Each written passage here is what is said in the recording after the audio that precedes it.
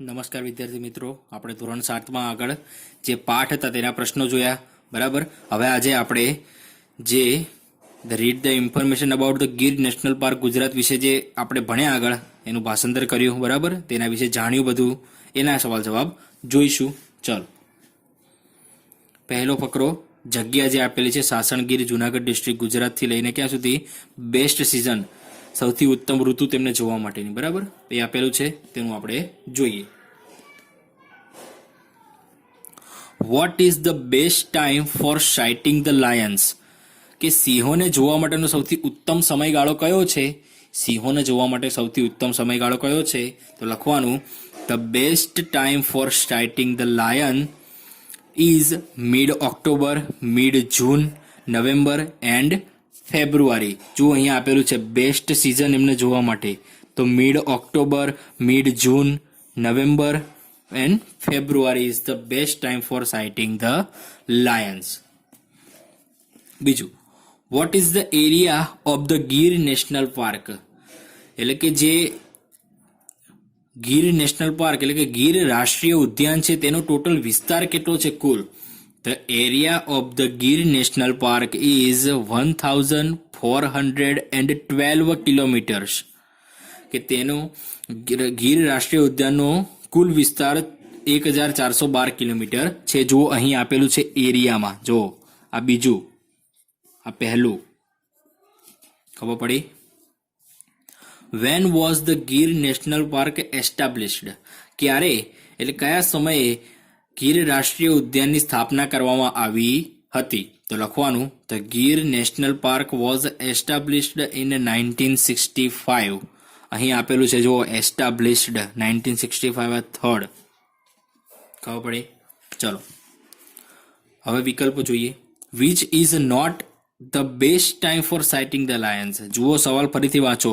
Which is not the best time for sighting lions? કયો સમયગાળો સિંહોને જોવા માટે ઉત્તમ નથી? આમાં નોટ આપ્યું છે. બરાબર. તો મિડ ઓક્ટોબર છે, તો હા એ તો બેસ્ટ ટાઈમ હતો જ. મિડ ડિસેમ્બર છે, તો ના એ નતો. જુઓ નવેમ્બર અને ફેબ્રુઆરી બંને છે, નવેમ્બર અને ફેબ્રુઆરી બંને છે, પરંતુ મિડ ડિસેમ્બર નથી. આપણો ઓપ્શન શું આવશે? બી. ઓપ્શન શું આવશે? બી. ચલો, Gir national park is in ખાલી જગ્યા ડિસ્ટ્રિક્ટ. તો ગીર નેશનલ પાર્ક ગીર રાષ્ટ્રીય ઉદ્યાન કયા તાલુકામાં આવેલું છે? કયા તાલુકામાં આવેલું છે? તો જુનાગઢ ડિસ્ટ્રિક્ટ છે. કયા તાલુકામાં? જુનાગઢ ડિસ્ટ્રિક્ટ. Option C. પછી ત્રીજો વિકલ્પ, the area of Gir national park is ખાલી જગ્યા. ગીર રાષ્ટ્રીય ઉદ્યાનનો ટોટલ એટલે કે કુલ વિસ્તાર ખાલી જગ્યા છે તો કેટલો છે? 1412 કિલોમીટર. કયો છે? 1412 kilometre. Option A. The Gir national park was established in ખાલી જગ્યા. ગીર રાષ્ટ્રીય ઉદ્યાનની સ્થાપના ખાલી જગ્યા વર્ષમાં કરવામાં આવી હતી. તો શું આવે? D option 1965. 1965. Option D. શું આવશે? Option D. બીજો ફકરો, નિયરેસ્ટ ટાઉન સૌથી નજીકનું સ્થળ વેરાવળથી લઈને ક્યાં સુધી? લોકેશન વાળો ફકરો છે ત્યાં સુધી. ચલો, vote is the main attraction of the Gir national park? Gir રાષ્ટ્રીય ઉદ્યાનનું મુખ્ય આકર્ષણ કોણ છે? ગીર રાષ્ટ્રીય ઉદ્યાનનું મુખ્ય આકર્ષણ કોણ છે? તો લખવાનું the Asiatic lions are the main attractions of the Gir national park. કે જે એશિયાના સિંહો છે તે ગીર રાષ્ટ્રીય ઉદ્યાનના મુખ્ય આકર્ષણો છે. જો અહીં આપેલું છે, જો મેઇન એટ્રેક્શન કોણ છે? તો એશિયાટિક લાયન્સ આવશે પહેલું. Which is the nearest town? Veraval is the nearest town. જો પહેલું જ આપેલું છે આપણને. Which is the nearest town? સૌથી નજીકનું સ્થળ કયું છે? તો વેરાવળ છે. Veraval is the nearest town. ત્રીજું, how far is the Gir national park from Amreli? એટલે કે ગીર રાષ્ટ્રીય ઉદ્યાન અમરેલીથી કેટલું દૂર આવેલું છે? તો લખવાનું the Gir national park is 60 kilometre from Amreli. The Gir national park is 60 kilometre from Amreli. Gir રાષ્ટ્રીય ઉદ્યાન એ અમરેલીથી 60 કિલોમીટર દૂર આવેલું છે. ચોથું, how far is the Gir national park from Junagadh. જુનાગઢથી ગીર રાષ્ટ્રીય ઉદ્યાન કેટલું દૂર આવેલું છે? તો લખવાનું, the Gir national park is 65 kilometres from Junagadh. Gir national park is 65 kilometre from Junagadh.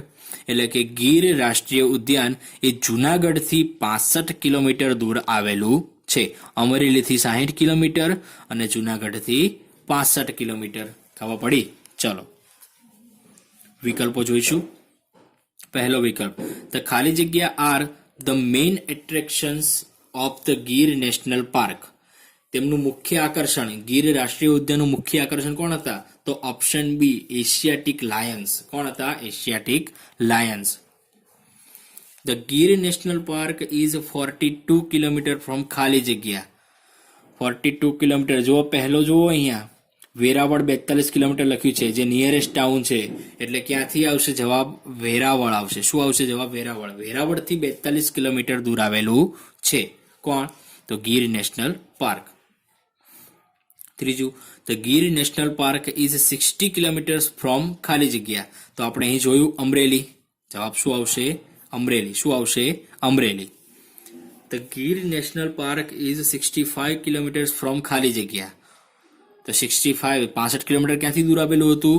જુનાગઢથી. ક્યાંથી? જુનાગઢથી. તો જવાબ શું આવશે અહીં? Option C, Junagadh. Option C. ચાલો ત્રીજો ફકરો, નેસ એટલે કે ત્યાં જે વિસ્તારો હોય છે તે કયા કયા વિસ્તારો ત્યાં અંદર આવેલા છે, ત્યાંથી લઈને મંદિરો સુધી આપેલું છે. બરાબર? કયા કયા મંદિરો ત્યાં આવેલા છે તે. How many rivers are there in the Gir જંગલ?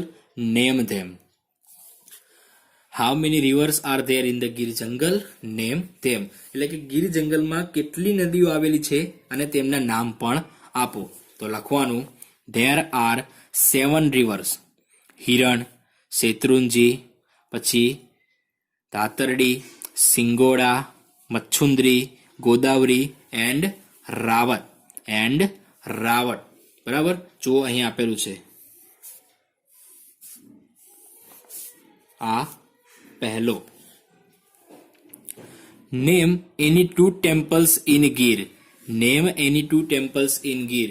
ગીરમાં આવેલા મંદિરોમાંથી કોઈ પણ 2 મંદિરનું નામ આપો. તો જુઓ આપણને અહીંયા 4 મંદિર આપેલા છે, તુલસીશ્યામ, કંકાઈ, બાણેજ અને કમલેશ્વર. આમાંથી તમે કોઈ પણ 2 લખી શકો. આમાં મેં તુલસીશ્યામ અને કંકાઈ લખેલું છે. તુલસીશ્યામ અને કંકાઈ લખેલું છે. બરાબર? Name any 2 Nes in Gir. કોઈ પણ 2 નેસના નામ આપો. જે ગીરમાં આવેલા છે તેમાંથી કોઈ પણ 2 નેસના નામ આપો. તો અહીં જુઓ નેસ આપેલા છે, હરિપુર, સજિયા, જાંબુથાળા, વાણિયાવાવ, દાદાકળી, ટિમ્બારા અને બાબરિયા. એમાંથી તમે કોઈ પણ 2 નામ લખી શકો. મેં અહીં ટિમ્બારા અને હરિપુર લખ્યું છે. હરિપુર અને ટિમ્બારા મેં લખ્યું છે. તમે કોઈ પણ 2 લખી શકો. ચલો હવે વિકલ્પો જોઈએ. ખાલી જગ્યા is a river in Gir. આમાંથી એક નદી ગીરમાં આવેલી છે. બરાબર? તો કઈ લખશો? ઓપ્શન સી, કારણ કે આ નદી છે. બરાબર? અને આ મંદિર છે. કંકાઈએ મંદિર છે, બાણેજ પણ મંદિર છે અને સજિયા એક નેસ છે. નદી રાવળ છે. કઈ છે? રાવળ. તો ઓપ્શન સી. ખાલી જગ્યા is a ness in Sasan Gir. તો દાદાકળી. Option A. બરાબર? કારણ કે આ તો નદી, શિંગોડા એ નદી છે, શેત્રુંજી પણ નદી છે અને ગોદાવરી પણ નદી છે. બરાબર? આમાં નેસ દાદાકળી એક જ છે. એટલે શું આવશે? Option A. ત્રીજું, ખાલી જગ્યા is a temple in a Gir. તો શું આવશે? તુલસીશ્યામ. શું આવશે? તુલસીશ્યામ. કારણ કે આ બધા મંદિર નથી. તુલસીશ્યામ એક જ મંદિર છે. તો ઓપ્શન બી. Option B. ચલો હવે ચોથો અને છેલ્લો ફકરો જોઈએ. વાઇલ્ડ એનિમલ્સ વિશે માહિતી આપી છે ત્યાંથી લઈને ઓફિશિયલ વેબસાઇટ સુધીની. બરાબર? તો લખવાનું, which is the official website for the Gir national park. એટલે કે ગીર નેશનલ પાર્ક, ગીર રાષ્ટ્રીય ઉદ્યાન માટેની ઓફિશિયલ વેબસાઇટ કઈ છે? તો આ રહી, જુઓ. પહેલું જ the official website of the Gir national park is www.girnationalpark.com. જો આમાં દેખાય નહીં તો અહીં છે જ આપેલું, બરાબર. આ પહેલો પ્રશ્ન.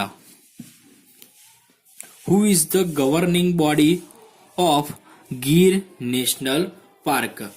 કે કોણ ગીર રાષ્ટ્રીય ઉદ્યાનનો કાર્યભાર સંભાળે છે? તો લખવાનું, the forest department of Gujarat is the governing body of Gir national park. કે ગુજરાતનું વન વિભાગ, ફોરેસ્ટ ડિપાર્ટમેન્ટ એટલે વન વિભાગ, ગુજરાતનું વન વિભાગ એ ગીર રાષ્ટ્રીય ઉદ્યાનનું કાર્યભાર સંભાળે છે. ખબર પડી? ચાલો એના વિકલ્પો જોઈએ આગળ. પહેલો વિકલ્પ, ધેર આર મોર દેન ખાલી જગ્યા સ્પીસીસ ઓફ ઇન્સેક્ટ્સ. તો શું આવશે? 2000 સ્પીસીસ. Option D.